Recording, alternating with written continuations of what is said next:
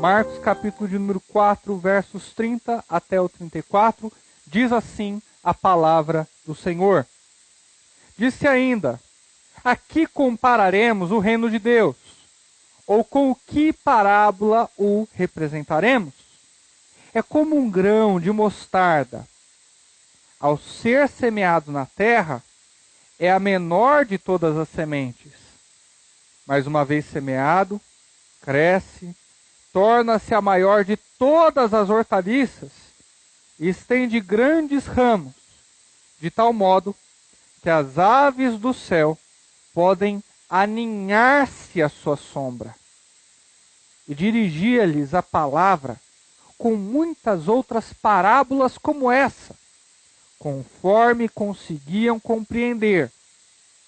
E não lhes ensinava sem usar parábolas, mas explicava tudo a seus discípulos em particular. Até aí. Fé. O que significa fé?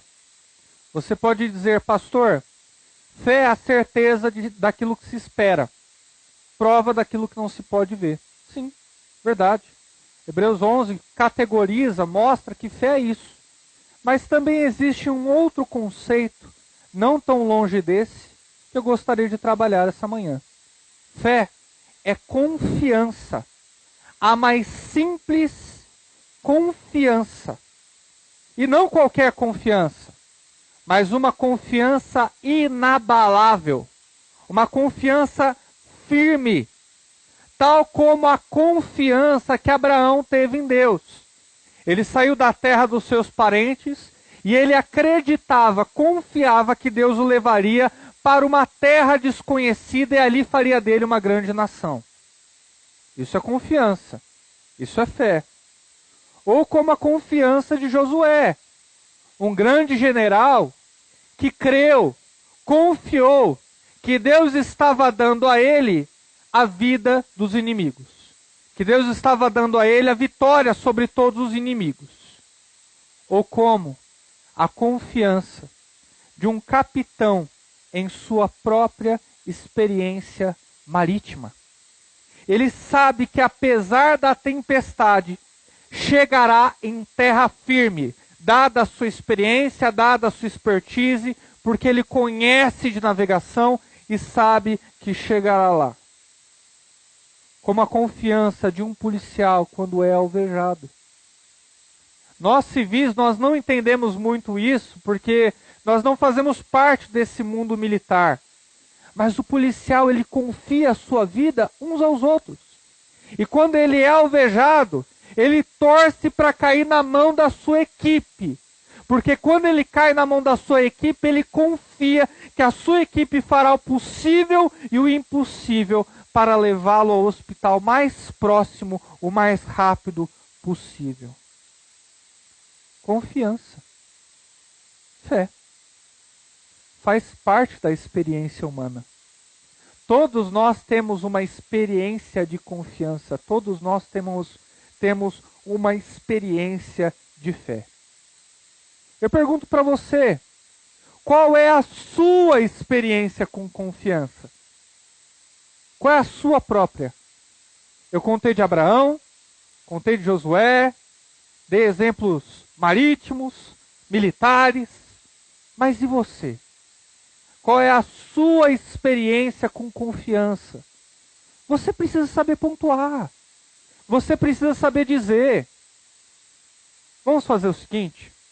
Eu vou compartilhar a minha experiência com confiança. Combinado? Vocês querem ouvir? Eu vou compartilhar uma experiência de quando eu era um bebezinho. E eu sei que é difícil de acreditar vendo agora, mas eu já fui um bebê muito bonito. É verdade. Eu era branquinho, porcelana assim, cachinhos loiros, um olhar bem meigo, eu era um bebê muito bonito. E eu tinha uma mantinha branca. O meu filho tem uma beta verde, né, coberta verde. Mas eu tinha uma mantinha branca que eu levava comigo para todo lugar. E os meus pais obrigatoriamente tinham que me cobrir com aquela mantinha branca. Eu lembro que a gente estava em Santa Catarina, ou Praia Grande. Criança não sabe muito bem a diferença, sabe, né? E a gente estava num trailer, com os meus tios, com a minha família. E o meu tio, não sei porquê, ele inventou de entrar com um trailer no mar. Acho que ele quis fazer uma graça. Acho que a maré estava baixa e a casa dele era numa ilha. Eu também não lembro muito bem os detalhes. Eu sei que ele entrou com aquele trailer gigante no mar. E caiu uma tempestade. E o trailer começou a balançar. E a água começou a pegar nas rodas do trailer. E aí meu tio falou pro meu pai, não, isso daqui é normal, eu faço isso daqui sempre. Mas o trailer começou a dar umas tremidinhas ali, né? E eu lembro que eu fiquei com muito medo. E o meu pai chegou para mim e disse o seguinte, olha, se ficar pior, eu vou pegar você no colo, eu vou me jogar no mar e a gente vai voltar para a praia. E eu não pensei duas vezes. Eu sabia que se ficasse pior eu ia me jogar no colo do meu pai e tinha certeza de que ele ia me levar para a praia. Ainda que custasse a sua vida, eu tinha certeza de que ele me levaria para a praia. Experiência com confiança. Faz parte da experiência da vida humana. Eu tive com meu pai, você tem que dizer qual que é a sua.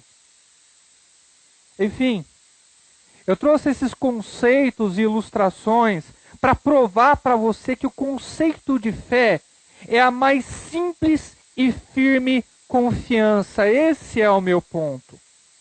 Que tem tudo que ver com essa passagem. O contexto dessa passagem é uma sociedade diferente da nossa. É uma sociedade construída em cima da fé. A nossa sociedade não é construída em cima da fé. Na confiança do Deus que se revelava no Antigo Testamento. Toda essa sociedade judaica, israelita, foi construída sobre essa base de fé. A base na fé do Deus que se revelava no Antigo Testamento. Uma fé que se tornava parte da vida cotidiana obrigatoriamente.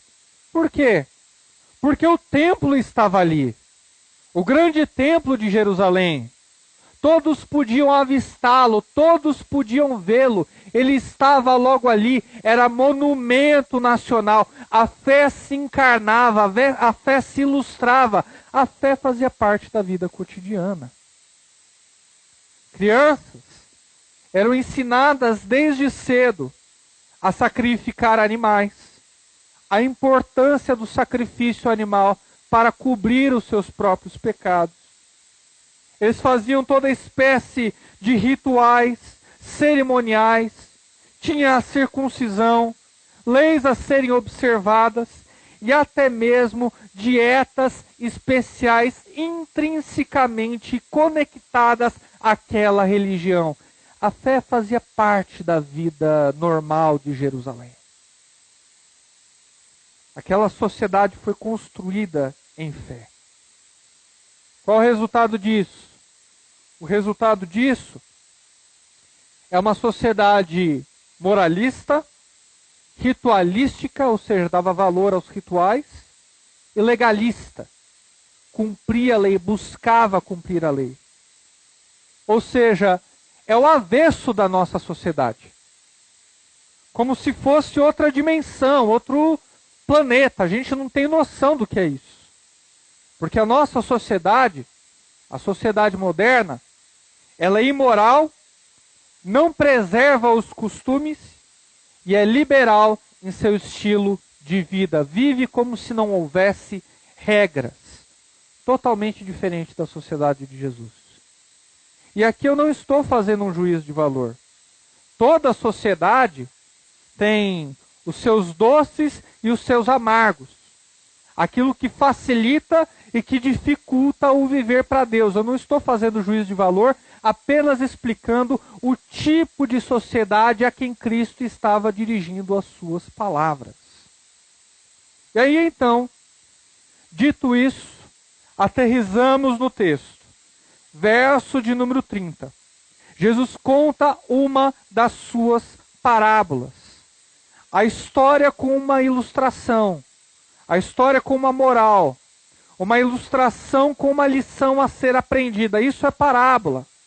E qual é o tema da parábola? O verso de número 30 diz: aqui compararemos o reino de Deus. Tema da parábola, reino de Deus. E esse não é o tema apenas dessa parábola. Se você se aprofundar nas parábolas de Jesus, você vai ver que a maior parte do seu ministério, a maior parte dos seus temas era o reino de Deus. Se te perguntarem em que Cristo se esmerou em pregar, em que ele se especializou em pregar, você pode dizer com certeza absoluta: Cristo pregava a respeito do reino de Deus. Poucas são as parábolas que não exemplificam, que não ilustram o reino de Deus. Todas as demais se dirigem ao reino de Deus e à plantação do reino de Deus. É o tema principal da maioria das parábolas de Jesus. Ele tratou desse tema quase que exaustivamente. Observem que eu disse quase que exaustivamente. Porque ele não definiu. Ele não conceituou o que era reino de Deus. Cristo não chega e diz assim: olha, reino de Deus é. Não. Ele exemplifica. Ele compara. Ele faz ilustrações.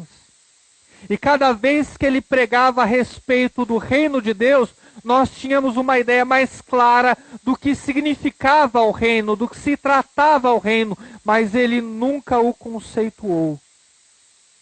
E hoje, essa manhã, nós vamos entender um pouco mais, um pouco melhor, sobre o que significa o reino de Deus através de uma de suas comparações. Vamos perceber como a confiança, como a nossa fé firme está conectada ao reino de Deus. Reino de Deus, Basileia no original. Da ideia de um reino que vem de cima, venha a nós o teu reino, dessa ideia de um reino que vem de cima, de certa forma sim, porque esse reino é divino. Então, se ele é divino, ele vem de cima, ele é sagrado, ele é puro, ele é santo. Então, nesse sentido, a Basileia, que é o reino de Deus, ele vem de cima. Mas a ideia fundamental do reino de Deus é mais parecido com uma semente que brota, que surge da terra, que vem invisivelmente, aos poucos, mas não demora para que tome conta de tudo. Um reino invisível, que aos poucos toma conta de tudo até ficar patente aos olhos de todos. E não se engane, haverá o dia do juízo, o dia do julgamento, onde o reino de Deus será patente aos olhos de todos. Hoje, apesar de invisível, um dia será plenamente visível. E não se engane, a comunidade que foi construída sobre a fé, ela estava muito bem informada sobre o que significava reino de Deus. Ela já tinha o seu conceito estabelecido. Ela já tinha a sua verdade sobre o que significava reino. Não era desconhecido para eles. Eles sabiam que reino de Deus eram dois conceitos básicos. O primeiro, reino de Deus é Israel. Ponto.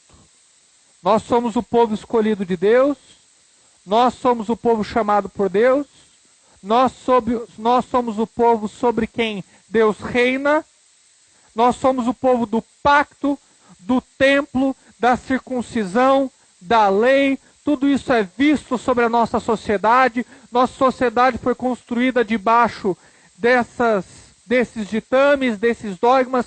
Nós somos o reino de Deus, o povo de Israel. Esse era o primeiro conceito. O segundo conceito. Reino de Deus não é o Império Romano. Eles não são reino de Deus.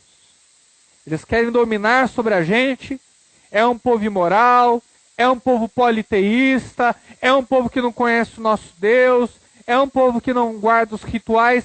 Eles não são povo de Deus. Então eles tinham essas duas certezas. Que Israel era reino de Deus e que o Império Romano não era. E acima de todas as certezas, de que Deus ia colocar todos os seus inimigos debaixo dos seus pés. Salmo de número 110, verso 1. Deus vai colocar todos os seus inimigos como descanso dos seus pés. Sabe aquela mesinha de centro que tem na sua casa? Eu não tenho uma, mas eu quero comprar. Na sua casa tem, Henrique? Mesinha de centro? Eu já tive. E quando eu tinha, eu lembro que eu sentava no sofá e eu colocava os pés naquela mesinha de centro. Se tem alguma utilidade naquela mesinha de centro, além de bater o dedinho, é colocá-la como descanso dos nossos pés. E é o que Deus ia fazer com o Império Romano. Ia colocar os inimigos dele como descanso dos seus pés, debaixo dos seus pés. Era isso que Deus ia fazer. Afinal de contas, é da natureza humana fazer o outro inimigo. Não porque é inimigo de Deus, não, imagine. Mas porque é meu inimigo pessoal. É do ser humano fazer do outro inimigo. Entrou em guerra contra o meu país, é meu inimigo. É inimigo do Senhor. Deus vai colocá-los como descanso dos seus pés. Roubou meu namorado, é minha inimiga. É minha inimiga. Deus vai colocá-la como descanso dos seus pés. É minha inimiga. Está falando mal de mim pelas costas. É minha inimiga. Deus vai colocar você como descanso dos pés dele. O Salmo de número 110, verso 1, se materializa, se personifica em todos aqueles que a gente não gosta. Em todos aqueles que a gente considera inimigos. E naquela sociedade, não era diferente. Os romanos eram inimigos deles e, por consequência, eram inimigos do Senhor. Isso tem tudo que ver com a política da época. Isso tem tudo que ver com a política contemporânea. Saiba você que George W. Bush, ele colocou esses versos, essa lógica, para invadir o Iraque, para fazer guerra contra o Iraque. Se você tem 12 anos para menos, 14 anos para menos, saiba que um dia os Estados Unidos declarou guerra contra o Iraque. E para nós que estamos na casa dos 20, não faz tanto tempo assim. George W. Bush disse isso. Nosso país é cristão, o país deles é muçulmano, então a minha política, a fala dele foi essa, a minha política, a política do meu governo tem, abre aspas, o apoio de Deus. Foi o que ele disse. Ele também disse que a guerra contra o Iraque era uma questão da luta do bem contra o mal. Uau! Não dá para encarnar o Salmo de número 110 de maneira mais firme do que isso. Eram inimigos de Deus. Não eram inimigos dos Estados Unidos. E eu não estou fazendo juízo de valor, não estou dizendo se está certo ou se está errado ele ter declarado guerra contra o Iraque. O ponto não é esse. Mas ele fez do povo iraquiano inimigo de Deus. E não é o único exemplo da história americana.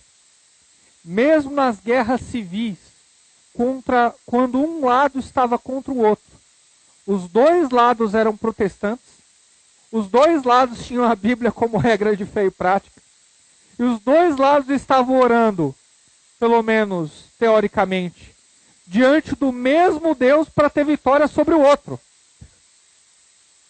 Era o que eles estavam fazendo.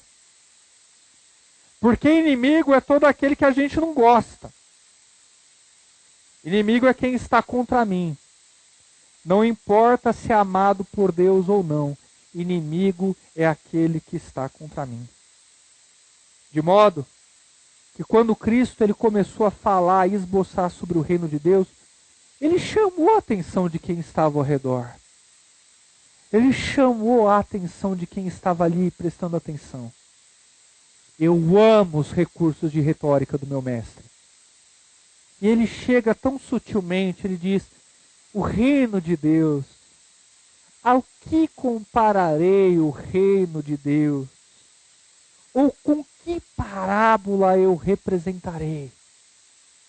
Eu tenho certeza que nesse ponto as pessoas, opa, ele vai falar sobre o reino de Deus. Nossa, ele vai falar sobre Israel. Ele vai enaltecer o orgulho nacional. Agora eu gostei. Era esse o Messias que a gente estava esperando? E se aproximaram para ouvir atentamente a respeito do reino de Deus. Sim, Senhor. Diga que Israel é grande. Diga que Deus está conosco. Profetiza a vitória. Faça justiça contra o povo romano. Proclame a nossa libertação política que já está demorando tempo demais. E o verso de número 31 mostra que Cristo abaixou todas as expectativas dele. Expectativas por grandeza, por orgulho nacional. O verso de número 31 diz, o reino de Deus é comparável a um grão de mostarda, pequenininho. A semente, a menor semente conhecida na época, a gente sabe que a menor semente das hortaliças é o morango, mas conhecida deles era o grão de mostarda. Ao ser semeada, é a menor de todas as sementes. Eu comparo o reino de Deus a essa pequena semente. E eu tenho certeza que de sorriso eles começaram. Uma pequena semente? Cadê a nossa grandeza? Cadê o nosso orgulho nacional? Cadê a nossa vitória? Você está comparando o reino de Deus a uma semente pequenininha? Não coloque a sua confiança em expectativas carnais. Não coloque a sua confiança em promessas carnais. Aonde Deus prometeu libertação política? Aonde Deus prometeu cura nesta vida? Aonde Ele prometeu? Aonde Ele prometeu casamento? Aonde Ele prometeu bens? Aonde Ele prometeu felicidade plena? Casa própria? Aonde Ele prometeu essas coisas? Todos esses fatores que eu citei são desejos do seu coração, que através do seu esforço, da sua oração, Deus pode te dar ou não necessariamente. Mas Ele não prometeu isso. E cada vez que nós levantamos a nossa confiança em promessas carnais, naquilo que Deus não falou, nós nos frustramos. Nós nos frustramos, esse é o resultado. A expectativa do povo de Israel era livramento. Mas e se Deus não quiser livrar? E se Deus não quiser tirar deles o domínio do Império Romano? Quando você desconhece o que Deus está prometendo, você imita o poeta que diz o seguinte: a arte de viver da fé só não se sabe fé em quê? Você não sabe aonde está a sua fé. Você não sabe o que Deus prometeu. E se você não sabe em que acreditar, você acredita em qualquer coisa. Se você não sabe aquilo que Deus efetivamente prometeu, então você acaba acreditando que Deus prometeu qualquer coisa. E aí vem a frustração. Porque não se cumpre, porque Deus não prometeu, e você culpa Deus porque acreditou que Ele não cumpriu a sua promessa, porque Ele é homem para mentir. Você que foi homem ou mulher para acreditar no erro. Você precisa saber urgentemente o que Deus está prometendo aqui.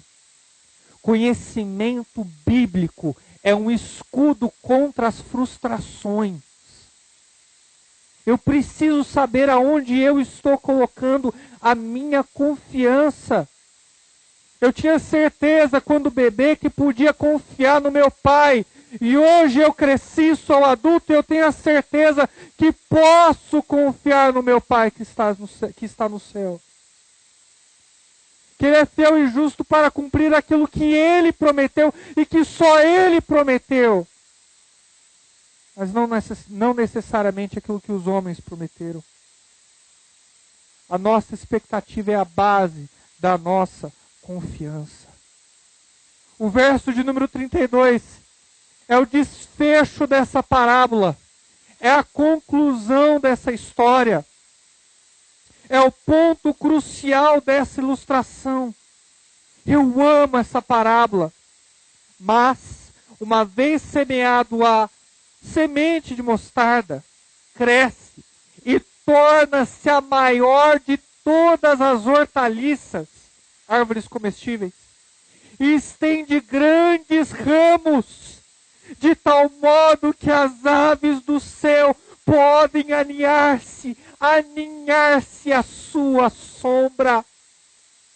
Irmãos, essa árvore é uma árvore grande, essa árvore é uma árvore referência.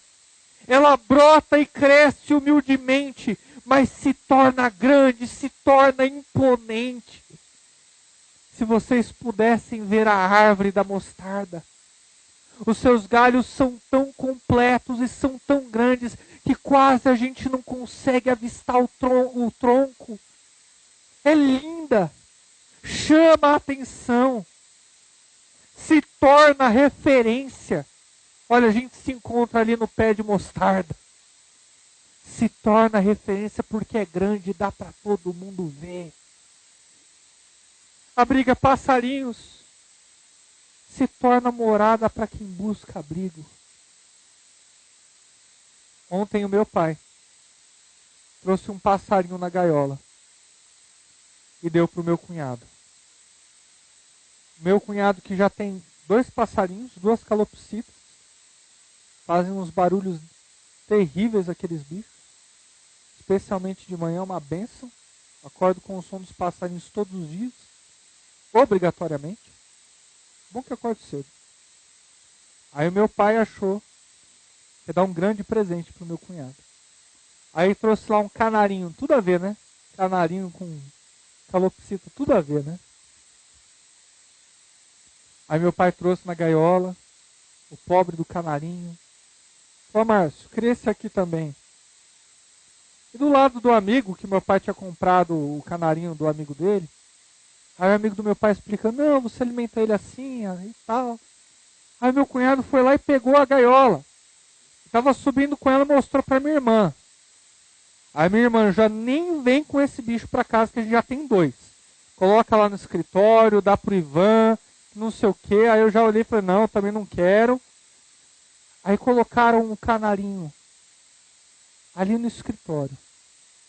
Escritório escuro, sem ninguém, gelado, porque entra muito vento ali naquela porta. E a noite estava avançando. Eu olhando aquele canarinho desabrigado, triste, dando um pio de vez em quando. Eu me compadeci daquele canarinho. Eu sabia muito bem o que ele estava procurando. Abrigo. Era um canarinho desabrigado, ele precisava de abrigo. Eu fui lá, peguei a gaiola, entrei em concordância com a minha digníssima, deixei ali na sala. Foi bom que o Ian brincou um pouquinho com ele, mas o canarinho mudou da água para o vinho. Tinha que ver a alegria dele de estar ali. Ficou feliz, ficou alegre. Aqui tem gente, aqui tem luz, aqui é quentinho, aqui tem abrigo. Eu me senti um pé de mostarda. Alguém que dava abrigo para os passarinhos. É o ministério de Jesus. Jesus estava falando a respeito dele mesmo. Essa promessa não é libertação política. Não é honra nessa vida. O reino é esse humilde ministério de Jesus que começou com 12 homens comuns explodiu mundo afora para se tornar abrigo para todos que confiam em Cristo Jesus. Iludam-se os fariseus com as falsas promessas. Coloquem os romanos sua falsa confiança no imperador, porque o templo ruiu, o império romano veio à ruína, e o reino de Deus está mais vivo do que nunca, representado pela multiplicidade de comunidades cristãs que colocam a sua fé no Salvador, em Cristo Jesus. Entendam, irmãos, a igreja é pé de mostarda, a igreja é reino de Deus, a igreja ela é triunfante, ela é liderada em vitória espiritual pelo nosso general Jesus. Nós sobrevivemos à perseguição, nós sobrevivemos ao secularismo, certamente sobreviveremos a esse vírus, certamente sobreviveremos ao Covid-19. Depois que esse vírus se for, a igreja ainda estará aqui como testemunho para as gerações vindouras. Como testemunho para os nossos filhos e para os filhos dos nossos filhos.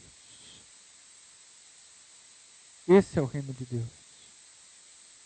É por isso que eu creio no crescimento dessa igreja local. Porque não é um sonho meu. Não é uma promessa que eu estou fazendo. Mas uma promessa de triunfo feita pelo próprio Cristo Jesus. A igreja ela é vitoriosa. Não perca isso de vista. Existe outra parábola que faz par com essa, sobre o fermento. É interessante também, vamos dar uma olhada nela, afinal o verso de número 33 e 34 diz o seguinte: e dirigia-lhes as palavras com muitas outras parábolas como essa. Ou seja, enfatizando o crescimento, enfatizando o triunfo, vitória, conforme conseguiam compreender. E não lhes ensinava sem usar parábolas, mas explicava tudo aos seus discípulos em particular. Então nós vamos abrir em Mateus 13, verso de número 33. É a parábola do fermento, a menor parábola de Jesus. Mas ela faz par com essa. Uma completa a outra. Capítulo 13,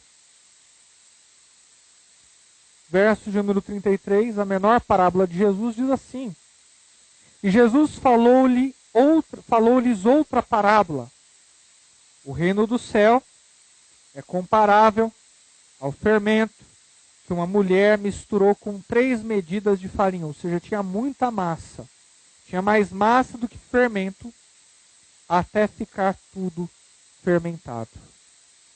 A árvore de mostarda mostra o crescimento do reino de Deus de maneira externa. E a parábola do fermento mostra o crescimento do reino de Deus de maneira interna. No coração do homem. Eu gosto que Cristo ele utilizou aqui uma parábola que tem que ver com massa. Porque eu e você, antes do coronavírus pelo menos, nós vivíamos em meio às massas. Nós moramos em uma grande cidade. Todos os dias nós acordamos para trabalhar como milhares de brasileiros e nós vamos até as massas. Nós somos um pontinho na multidão. Mas o reino de Deus é fermento. Faz morada no seu coração, em outro coração, em outro coração. Vai fermentando, vai contagiando outros e vai crescendo até todo mundo ter uma porção do reino de Deus. É o reino que se desenvolve no coração humano. E só é possível viver a comunidade de fé, ver a pluralidade de fé, porque individualmente Deus nos atingiu. Dentro disso eu gostaria de fazer algumas rápidas aplicações. Número 1, ore para que os seus inimigos se tornem irmãos. Não façam como os israelitas que nutriam ódio pelos romanos. Não faça como os gospel que nutrem ódio por todos aqueles que são seus desafetos pessoais. Não. Ore para que os seus inimigos se tornem irmãos. Nesse ponto eu sempre gosto de lembrar sobre a minha experiência de trabalhar em uma certa escola de inglês. Havia uma menina ali que não gostava de mim, uma outra professora, e ela era bruxa, fazia rituais no cemitério, fazia rituais, eu não sei muito bem sobre os rituais satânicos, eu não quero saber também, mas ela fazia todos os tipos de rituais e bruxaria contra a minha pessoa. E eu sei disso porque anos mais tarde ela veio me falar: Ivan, eu fiz rituais contra a sua vida, eu pedi para os espíritos acabarem com a sua vida e eu não consegui. Os espíritos voltavam e diziam que não podiam tocar em você. Então eu fui até espíritos mais fortes e pedi para que eles tocassem na sua vida e aumentei os sacrifícios. Eles também me voltaram e diziam que não podiam tocar em você. Então, para saber o porquê, eu fui em uma igreja qualquer, me converti ali, hoje eu sou esposa de missionário, nós vamos viajar ao exterior, mas eu não queria ir sem antes pedir perdão para você e pedir para que você continue sendo ousado, corajoso e firme na fé. Durante aquele período eu particularmente não senti que estava sendo alvejado ou que alguém estava fazendo algum trabalho ritualístico de magia contra mim.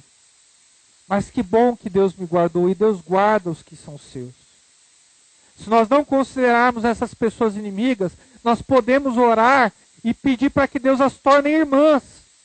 Aquele que não gosta de você, aquele que fala mal de você, aquele que te roubou, que te defraudou, hoje ele é seu inimigo, mas se você orar, ele pode estar aqui nessa comunidade adorando o mesmo Deus que você. Deus é poderoso. O seu reino é uma árvore de mostarda. Atinge muitas pessoas. É visível, é grande, é poderoso. Saiba que é poderoso para converter essa pessoa. E se a gente diz, não, esse Deus não vai converter, nós estamos chamando o Deus de fraco. Não faça isso. Confie na promessa de Deus de que o seu reino é uma árvore de mostarda. Confie na grandeza do reino e, portanto, pregue o evangelho. Se você confia que o reino de Deus é uma árvore de mostarda, você vai pregar o evangelho. Você vai praticar a pregação do evangelho, o compartilhar do evangelho. Não só mandando vídeos de mensagem, mas pessoalmente. Você vai ligar para alguém, você vai resumir o evangelho. Você vai falar sobre a obra redentora, perdoadora de Jesus. Você vai falar sobre a bênção que é colocar a sua confiança em Cristo Jesus. As bênçãos que isso traz, as promessas de redenção, de viver para sempre com Deus nos céus.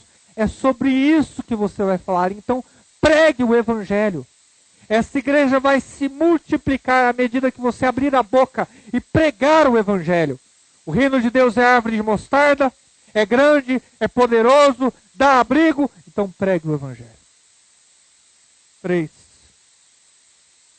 Agradeça a Deus por você ser parte integrante do reino. Faz parte da prática você sair com o seu coração grato essa manhã. Porque você não é melhor do que o seu inimigo. Você é tão sujo quanto o seu inimigo. Tão sujo quanto o seu desafeto. E ainda assim, de maneira misteriosa, profundamente amorosa, Deus pincelou você. Deus escolheu você e não ele. E não é porque você é bom. Porque você sabe que não é. Quando eu penso, por que eu, Senhor? Porque eu não tenho motivo para ser eu, e o Senhor me elegeu, eu sou tão podre, e o Senhor me elegeu, o Senhor me escolheu. Isso gera gratidão no coração. Gente grata a Deus é gente mais feliz. Gente grata a Deus é gente mais forte para enfrentar as adversidades da vida. Ao contrário do poeta, irmão. A nossa arte de viver da fé é com conhecimento de causa. Nós não podemos falar como eles disseram. A arte de viver da fé só não se sabe fé em quê. Nós não temos esse luxo. Nós não podemos dizer uma atrocidade dessa. Porque você sabe para que e para quem você está vivendo. Você sabe o que ele prometeu e você conhece o seu caráter. O caráter de quem prometeu. O caráter de quem prometeu é um caráter fiel. O caráter de alguém que não pode mentir. O caráter de alguém que não pode errar. O caráter de alguém que jamais vai te decepcionar. Esse é o caráter do nosso Deus.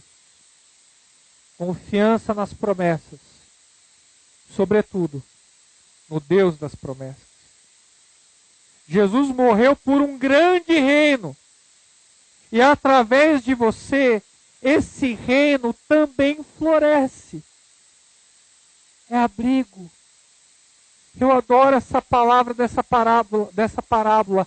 Aninhar-se. Os pássaros se aninham, fazem morada. Muitos chegarão embaixo dos seus galhos, representando as suas mãos, os seus braços.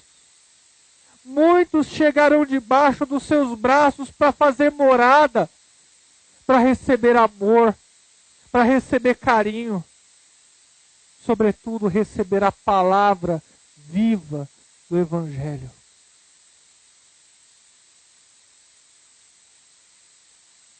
Eu quero que você tenha o prazer de ver o reino de Deus como essa grande árvore de mostarda. E você poder observar a fermentação que o Santo Espírito faz em cada mente, em cada coração. Deus está te olhando. Está fazendo uma grande obra em você. E através de você. Você tem galhos para oferecer. Você tem abrigo para oferecer. Você é também morada. Vamos orar.